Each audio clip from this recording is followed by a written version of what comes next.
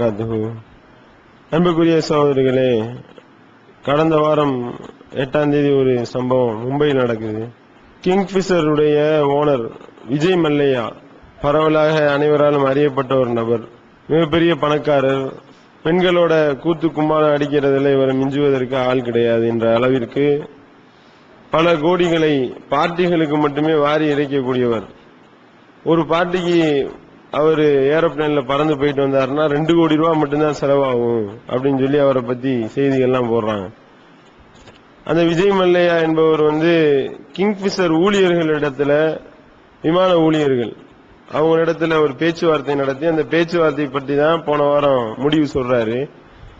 அதாவது 2700 ஊழியர்களுக்கு ஒரு வருஷமா ஊதியம் கொடுக்கவில்லை.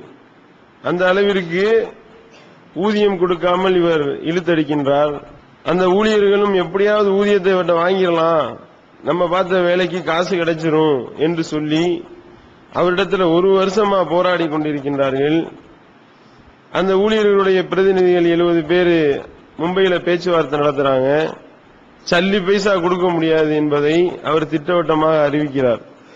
என்ற நயா பைசா கிடையாது அப்படின்னு சொல்றாரு. ஆனா நிலைமை என்னன்னா, போன நவம்பர் மாசம் தான் அவருடைய சாராய கடை, ஒரு சாராய கடையை இங்கிலாந்துல உள்ள டியாகோ அப்படின்ற ஒரு கம்பெனிக்கு அதனுடைய பங்குகள் 53% பங்குகளை விற்கிறாரு. அதுல அவருக்கு வந்த பணம் வெறுமனே சும்மா ஒரு 11,166 கோடி ரூபாய் மட்டும்தான் அவருக்கு கிடைச்சிருக்கு. அவ்வளவு பணம் கிடைச்சது நவம்பர் மாசம் கிடைச்சிருக்கு. ஆனா இப்ப நயா பைசா எனக்கு கிடையாது, என்கிட்ட கிடையாது அப்படின்னு சொல்லி சொல்றாரு. சரி, இப்படி சொல்றாருல்ல, காசு இவர்கிட்ட இல்லையா அப்படின்னு பார்த்தா, எந்த தைரியம் இவரை இப்படி சொல்ல வைக்கின்றது, ஏன் இப்படி பண்றாரு அப்படின்னா, அவர் வைத்திருக்க கடவுள் நம்பிக்கை. அவர் எப்படிப்பட்ட ஒரு அசைக்க முடியாத கடவுள் நம்பிக்கை வச்சிருக்காருன்றத அப்பப்ப அவர் வெளிப்படுத்திக்கிட்டே இருப்பார். ஒரு 4 மாசத்துக்கு முன்னாடி என்ன பண்றாருன்னா, இப்படி எல்லாம் திவால் ஆகி போச்சு, என்னுடைய வங்கி கணக்கை எல்லாம் அரசாங்கம் முடக்கிட்டாங்க, இப்படிலாம் சொல்றாரு. சொல்லிக் கொண்டிருக்கிற நிலையில கர்நாடகால உள்ள சுப்பிரமணியர் கோவிலுக்கு போறாரு. போய் அங்கே கடவுளுக்கு காணிக்கை செலுத்துறாரு. அந்த கோயிலுடைய ஒரு கதவை ரெடி பண்ணி கொடுக்கிறாரு.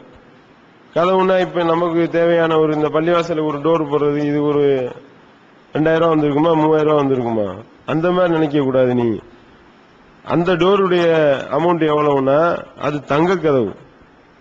80 லட்சம் ரூபாய்க்கு தங்க கதவு வாங்கி கொடுக்கறாருங்க காணிக்கையா. 80 லட்சம் ரூபாய்க்கு கோவிலுக்கு தங்க கதவு வாங்கி கொடுக்கக்கூடிய அளவிற்கு காசு இருக்கின்றது. 57வது பிறந்த நாளுக்கு திருப்பதி கோவில்ல போய் காணிக்க போட்டாரு. எவ்வளவு போட்டாரு? 2 ரூபாய் காயின் 2 போட்டாரா? 3 கிலோ தங்கம் கொடுக்கிறாரு காணிக்கையா. அப்ப என்ன நினைக்கின்றார்கள் என்றால், நான் எவ்வளவு பொம்பளை சேட்டை வேணாலும் பண்ணுவேன், எவ்வளவு பொருளாதார மோசடி வேணாலும் பண்ணுவேன், எத்தனை ஆயிரக்கணக்கான ஊழியர்களுக்கு எத்தனை கோடிக்கணக்கான ரூபா கூட கொடுக்காமல் நான் மோசடி செய்வேன், நான் அடிக்கிற கொள்ளையில கடவுளுக்கு கொஞ்சம் கமிஷன் கொடுத்தா கடவுள் வாயை பொத்திக்கிட்டு ஒன்னும் கேட்க மாட்டாரு அப்படின்னு நம்புகின்றார்கள். அதனாலதான் கொள்ளையடிக்கக்கூடிய அரசியல்வாதிலாம் இருக்கிறான, அவன்லாம் கொண்டு போய் உண்டியல்ல தட்டுறதுக்கு காரணம் என்ன நினைக்கிறீங்க? இப்படி நாம உண்டியல்ல கொண்டு போய் பணத்தை போடுவோமே, ஆனால் நம்ம கடவுள் நம்மள்ட்ட கமிஷன் வாங்கிட்டாருன்னா நமக்கு எதிராக வாய் துறக்க மாட்டாரு, நம்மளுடைய கடவுள் நம்ம இடத்துல கேள்வி எழுப்ப மாட்டாரு, கடவுளுடைய வாயை கமிஷன் கொடுத்து அடைத்து விடலாம் என்று அவர்கள் நம்புகின்றார்கள். அப்படி நம்புவதனுடைய விளைவுதான் கடவுளுக்கே கட்டிங் கொடுக்கக்கூடிய நிலைமை இருக்கின்றது. ஆனால் இஸ்லாம் சொல்லக்கூடிய அந்த இறை நம்பிக்கை, இறைவனை நம்ப வேண்டிய விதத்துல நம்பணும், கண்ணியப்படுத்த வேண்டிய விதத்துல கண்ணியப்படுத்தணும், அல்லாஹ் தன்னுடைய திருமறையில சொல்லி காட்டுறானே, அப்படிப்பட்ட இறை நம்பிக்கையை ஒருவன் கொண்டிருப்பானே ஆனால் ஒரு சின்ன ஒரு குண்டூசியை கூட மோசடி செய்ய மாட்டான். நபிகள் நாயகம் ஸல்லல்லாஹு அலைஹி வஸல்லம் அவர்கள் அப்படி சொல்லி காட்டுகின்றார்கள். எப்படி ஊழியரிடத்துல எப்படி நடக்கணும்னு லிஸ்ட் போட்டோம்னா அதுவே பயங்கரமா வரும். ஒரு ஊழியர்கிட்ட எப்படி நடக்க வேண்டும், ஒரு ஊழியருக்கு ஊதியம் கொடுப்பதை எப்படி கொடுக்க வேண்டும், மறுமையில அல்லாஹ் 3 பேருக்கு ஆதரவாக வழக்காடுவான், அவனே ஆஜராவான். அதுல ஒரு ஆள் யாருன்னா, எந்த ஒரு முதலாளி ஒரு ஊழியனிடத்துல வேலை வாங்கிவிட்டு அந்த ஊழியனுக்கு சரியான சம்பளத்தை கொடுக்கவில்லையோ, அந்த பாதிக்கப்பட்ட ஊழியன் இருக்கின்றானே அவனுக்கு ஆதரவாக அவனுடைய சார்பாக அல்லாஹ் வழக்காடுவான் என்று அல்லாஹ்வுடைய தூதர் அவர்கள் சொல்லி காட்டுகின்றார்கள். இப்படியா இறைவனை நம்புனானா ஒருத்தன் ஏமாத்துவானா? ஊழியனை காசு கொடுக்காம சம்பள பாக்கி வைப்பானா? இது நபிகள் நாயகம் ஸல்லல்லாஹு அலைஹி வஸல்லம் அவர்கள் சொல்லி காட்டுகின்றார்கள். அபூதர் கிஃபாரி வர்றாரு, தன்னுடைய ஊழியரை கூட்டிட்டு வர்றாரு, கருப்பின அடிமை அவரு. பார்த்தா அபூதர் கிஃபாரியும் அந்த கருப்பின அடிமையும் ரெண்டு பேரும் ஒரே ஆடை போட்டிருக்கிறாங்க. இதுல யாரு முதலாளி யாரு தொழிலாளின்னு குழப்பமாகுது பாக்குற ஆளுக்கு. என்னப்பா இது ரெண்டு பேரும் வர்றீங்க, யாரு முதலாளி யாரு தொழிலாளி என்று கேட்கக்கூடிய அளவுக்கு இருக்கு. உன்னுடைய ஊழியரை இப்படி கூட்டிட்டு வர்ற, ஊழியர் முதலாளி மாதிரி இருக்காரு என்று சொல்லி கேட்கும் பொழுது அபூதர் கிஃபாரி அவர்கள் பதிலளிக்கின்றார்கள், ஒரு தடவை இப்படிதான் ரசூல் ஸல்லல்லாஹு அலைஹி வஸல்லம் முன்னிலையில வச்சு என்னுடைய ஊழியரை நான் திட்டி விட்டேன், கருப்பிக்கு பிறந்தவன் என்று ஒரே ஒரு வார்த்தையை தான் சொல்லிட்டாரு. ரசூல் ஸல்லல்லாஹு அலைஹி வஸல்லம் கடுமையான கோபம் முட்டவர்கள், அபூதரே என்ன நீ இன்னுமா அறியாமை காலத்தினுடைய வழக்க வழக்கத்தில் இன்னும் ஐயாமுல் ஜாகிலியாலே இருக்கியா நீனு என்று சொல்லிவிட்டு என்னை கண்டித்து விட்டு சில உபதேசங்களை செய்தார்கள். ஊழி என்றவன் யாரு? அல்லாஹ் உனக்கு கீழே கொடுத்திருக்கிறான், அல்லாஹ் உன்னை முதலாளி ஆக்கி உனக்கு கீழே அவனை ஊழியன் ஆக்கி இருக்கிறான்.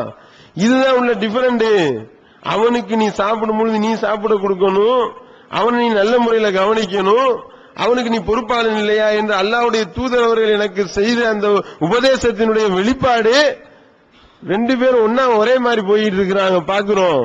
இப்ப இது ஊழியரை எப்படி நாம டீல் பண்ணணும்ன்றது, அது அவங்க சமைச்சு கொண்டு வந்தாங்கன்னா அவங்களுக்கும் அந்த சாப்பாடுல இருந்து கொடுக்கணும். இப்படி இஸ்லாம் நிறைய கற்றுத்தருகின்றது. ஆனா அடிப்படையில கோளாறு என்ன இந்த விஷயத்துல என்றால், கடவுளை கமிஷன் கொடுத்து கரெக்ட் பண்ணிடலாம் நினைக்கிறான், அதுதான் பிரச்சனையே. ஆனால் அல்லாஹ் தன்னுடைய திருமறையில சொல்றான் பாருங்க, இப்படி படைச்ச இறைவனை ஒருத்தவன் நம்புனானா மோசடின்றதை நினைச்சு கூட பார்க்க மாட்டான். அல்லாஹ் தன்னுடைய திருமறையில கேட்கிறான், வமா அதிராக மா யௌமுத்தீன் சும்ம மா அதிராக மா யௌமுத்தீன். மறுமை நாள்னா என்னன்னு தெரியுமா? தீர்ப்பு நாள்னா என்ன? மறுபடியும் அல்லாஹ் கேட்கிறான், தீர்ப்பு நாள் என்னவென்று உமக்கு எப்படி தெரியும் என்று சொல்லிவிட்டு, யௌமலா தம்லிகு நஃப்சுன் லி நஃப்சின் ஷையா வல் அம்ரு யௌமைதில் லில்லாஹ். அல்லாஹ் தன்னுடைய திருமறையில சொல்றான் பாருங்க, தீர்ப்பு நாள்னா என்னன்னு ரத்தின சுருக்கமா ஒரே வரி. மறுமை நாள் தீர்ப்பு நாள்னா என்னன்னா, எந்த ஒரு ஆன்மாவும் எந்த ஒரு ஆன்மாவுக்கும் எந்த ஒரு பயனும் செய்ய முடியாத நாள். வல் அம்ரு யௌமைதில் லில்லாஹ், அதிகாரம் அனைத்தும் அல்லாஹ்வுக்கே அந்த நாள்ல உரியது. அங்கே மறுமை நாள் அல்லாஹ் கூப்பிட்டு எழுப்பி கேள்வி கேட்கும் பொழுது, கடவுளை நான் தான் உனக்கு கமிஷன் கொடுத்தேனே, அந்த கமிஷன்ல இருந்து நீ வாங்கிக்கிட்டே என்னிடத்துல என்ன கேள்வி கேட்கணும்னு கேட்க முடியுமா? படைச்ச ரப்புட்ட இருக்கும் அதிகாரம் எல்லாம், அவன் என்ன நாடுனாலும் அதுதான் நடக்கும். அவனிடத்துல யாரு வாய் திறந்து பேச முடியுமா? வத்தகு யௌமன் லா தஜ்ஸி நஃப்சுன் அன் நஃப்சின் ஷையா ஃபலா யுக்பலு மின்ஹா அதுலுன் வலா தன்ஃபவுஹா ஸஃபாஅத்துன் வலா ஹும் யுன்ஸரூன். அந்த நாளை நீங்கள் அஞ்சிக் கொள்ளுங்கள். அது எப்படிப்பட்ட நாள் தெரியுமா? எந்த ஒரு ஆன்மாவும் எந்த ஒரு ஆன்மாவுக்கும் எந்த ஒரு உதவியும் செய்ய முடியாத நாள். அந்த நாள் யாரும் யாருக்கும் எந்த பரிந்துரையும் செய்ய முடியாத நாள். எந்த பரிந்துரையும் உங்களிடத்திலிருந்து ஏற்றுக்கொள்ளப்படாது, எந்த ஒரு ஈடும் உங்களிடத்திலிருந்து பெறப்படாது. வலா ஹும் யுன்ஸரூன், நீங்கள் உதவி செய்யப்படவும் மாட்டீர்கள். அப்படிப்பட்ட நாளை நீங்கள் அஞ்சிக் கொள்ளுங்கள். அந்த நாள்ல வந்துகிட்டு என் பணம் காசை வச்சு நான் உள்ள போயிடலாம், நான் பணம் தான் அடிச்சு விட்டேனே, கமிஷன் அடிச்சு விட்டேனே, அந்த கமிஷன்லாம் என்ன ஆச்சு அங்க கேட்க முடியுமா? அங்கே எல்லாம் நன்மை தீமைகள் தான் பார்க்கப்படும். அல்லாஹ்வுடைய தூதர் அவர்கள் சொல்லி காட்டுறாங்களா இல்லையா? ஒரு ஆள் வருவார், எப்படி வருவாரு? ஜக்காத்தை கொடுத்து சேர்த்து வச்சு, தொழுகையை கொடுத்து சேர்த்து வச்சு மலை அளவுக்கு நன்மைகளை கொண்டுகிட்டு வருவாரு. கொண்டுகிட்டு வந்தா மனிதனுக்கு அநியாயம் பண்ணிருப்பான், கடவுளுக்கு செய்ய வேண்டிய கடமையை ஒழுங்கா செஞ்சிருப்பான். அப்படி செய்திருந்த நிலையிலையும் மனுஷனுக்கு அநியாயம் பண்ணிக்கிட்டு மனுஷனை அடிச்சிருப்பான், அவனுக்கு மோசடி செஞ்சிருப்பான், அவனுக்கு துன்புறுத்தி இருப்பான். அப்படிப்பட்ட நிக்கும் பொழுது மலை அளவு நன்மைகளோடு வந்தவனுடைய நிலைமை என்ன? பாதிக்கப்பட்டவன் ஒருத்தவனா வருவான், இங்கிருந்து நன்மை அள்ளி அள்ளி போட்டுக்கிட்டே இருப்பான்ல, முடிஞ்சு போச்சு, நன்மை காலியாச்சு, மறுபடியும் ஆள் நிப்பாங்க. அப்ப இவனுக்கு எப்படி தீர்ப்பளிக்கிறது? இவனுடைய பாவத்தை தூக்கி இவன் தலையில வை. மலையளவு நன்மை கொண்டு வந்திருந்தவர், சுமக்க முடியாம வந்தவர், சுமக்க முடியாம தூக்கிட்டு போவார். எதை? பாவ மூட்டையை தூக்கிட்டு நரகத்தை நோக்கி இழுத்து கொண்டே வீசுங்கன்னு சொல்லப்படுமே. இது ஒருத்தன் நம்பினா மனுஷனுக்கு மோசடி பண்ணுவானா? ஊழியருக்கு சம்பளம் கொடுக்காம ஏப்பானா?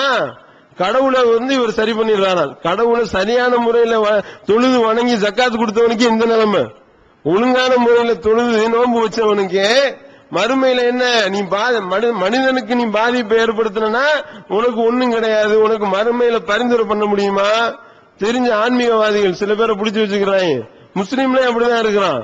எப்படி இருக்கிறான்? சர்தாரின்னு ஒருத்தன் வந்தான் பாகிஸ்தான்ல இருந்து. அவன் அதிபரா இருக்கிறப்ப அவர் வர்றாரு, அஜ்மீர் காஜா தர்கா உள்ள போய் அவன் கொள்ளையடிச்சது கோடிக்கணக்கா கொள்ளையடிச்சிருக்கான். அவன் மேல இது கம்ப்ளைண்ட் எல்லாம் வச்சு பல பிரச்சனை நடந்து கொண்டிருக்கின்றது. இவங்க என்ன பண்றாங்க?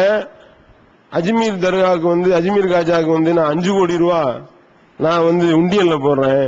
5 கோடி ரூபா கொடுத்தாங்க அந்த ஆளு அதிபர் சர்தாரி. நீ இவ்வளவு கொள்ளையடிச்சிட்டு இந்த அஜ்மீர் காஜாவுக்கு 5 கோடி ரூபா கொடுத்துட்டா அஜ்மீர் காஜா நின்றுவாரா உனக்கு மறுமையில? அல்லாவே இவன் எனக்கு 5 கோடி ரூபா கொடுத்துருக்கான், இவனை எப்படியா காப்பாத்தி விட்டுன்னு சொல்ல முடியுமா? ஆன்மீகத்தில் உயர்ந்த நிலையை அடைந்தவர்கள் யாரு? அல்லாஹ்வுடைய தூதரவர்கள் தான். நபிகள் நாயகம் ஸல்லல்லாஹு அலைஹி வஸல்லம் அவர்கள் தன்னுடைய உறவினர்களை அழைச்சு சொல்றாங்க. பாத்தீங்களா? ஹதீஸ் படிச்சிருக்கிறோமா? அன்சிர் அஷீரத்தக்கல் அக்ரமீன் என்ற ஒரு வசனம் இறக்கப்படுது. உம்முடைய நெருங்கிய உறவினர்களுக்கு நீங்க அச்சமூட்டி எச்சரிக்கை செய்யுங்கள் என்ற அல்லாஹ்வுடைய கட்டளை. நபிகள் நாயகம் ஸல்லல்லாஹு அலைஹி வஸல்லம் தங்களுடைய உறவினர்கள் எல்லாம் கூப்பிடுறாங்க. கூப்பிட்டு அந்த மறுமை நாள நீங்க அஞ்சு கொள்ளுங்கள். யா பாத்திமாவே லா ஊனி அன்கி மினல்லாஹி ஷையா, நீ இந்த உலகத்துல என்கிட்ட என்ன காசு வேணாலும் கேட்டுக்கோ, நான் உனக்கு தந்துடுறேன்.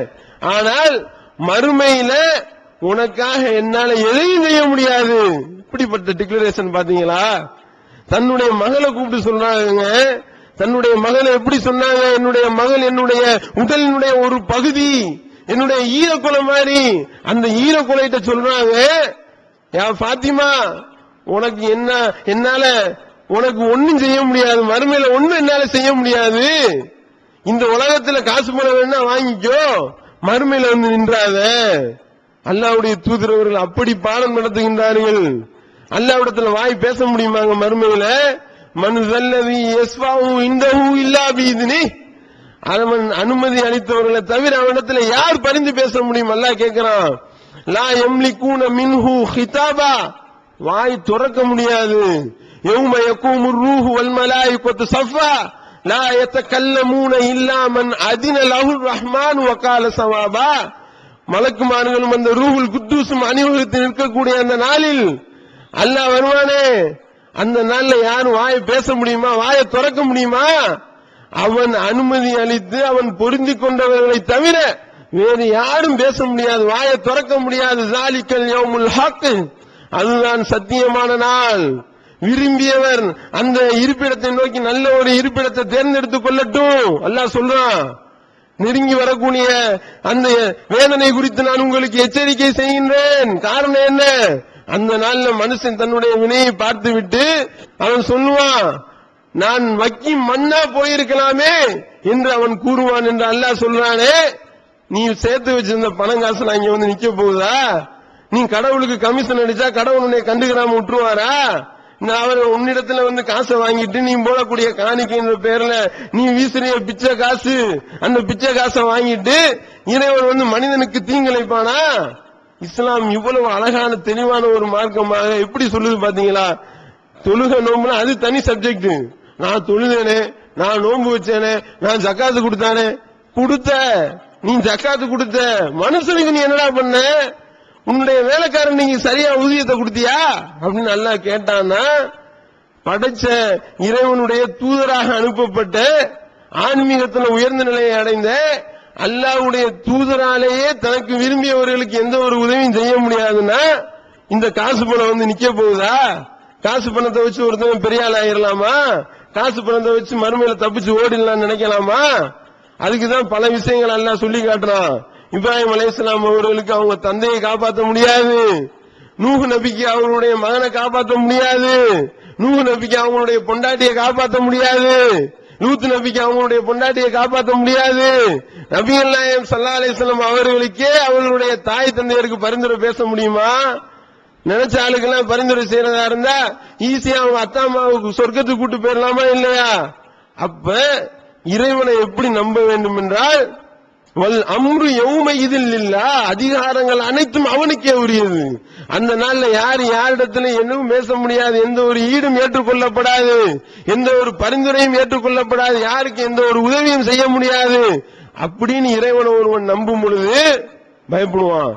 அம்மாடி, நம்ம சேர்த்து வச்சிருக்க காசு பணம் நமக்கு உதவாது, நம்ம யாரையாவது இவரை நல்லடியாருன்னு பிடிச்சுக்கிட்டு இவர் எனக்கு ஹெல்ப் பண்ணுவார், இவர் எனக்கு பரிந்துரை பண்ணுவாருன்னு யாரையாவது நான் பிடிச்சேன்னா, படைச்ச இறைவனுடைய தூதராலேயே முடியலையப்பா, இவர் எப்படிப்பா நமக்கு ஹெல்ப் பண்ணுவாரு என்று ஒருவன் நம்பினால் மனிதரிடத்துல கரெக்டா நடப்பானா? இஸ்லாம் எப்படிப்பட்ட ஒரு அழகான வழிகாட்டுதலை காட்டுது பாருங்க. இப்படிப்பட்ட வழிகாட்டுதலை சரியான முறையில் ஒருவன் உணர்ந்து இப்படி ஒரு இறைவனை ஒருவன் சரியான முறையில் நம்புனான்னா அவன் பயந்து நடப்பான். அவனுக்கு இந்த உலகத்திலே நன்மை, மறுமையிலே நன்மை. அப்படி இல்லாம இப்படி கமிஷன் கொடுத்து நாம கடவுளை சரி பண்ணிடலாம், இந்த கமிஷனுக்கு கடவுள் கட்டுப்பட்டு விடுவார் என்று ஒருவன் நம்பினால் அதுதான் இறைவனை இழிவுபடுத்துறது என்பதை சரியான முறையில் நாம விளங்கிக் கொள்வோமேயானால் மறுமையில நாம மகத்தான வெற்றி பெறலாம். அப்படி இறைவனை நம்ப வேண்டிய விதத்தில் நம்பி அவனை கண்ணியப்படுத்த வேண்டிய விதத்தில் கண்ணியப்படுத்தி மறுமையில் மகத்தான வெற்றி பெறக்கூடிய நன்மக்களாக உள்ள இறைவன் நம் அனைவரையும் ஆக்க வேண்டும் என்று கூறி நிறைவு செய்கின்றேன். வாயிதவான அல்ஹம்துலில்லாஹி ரப்பில் ஆலமீன்.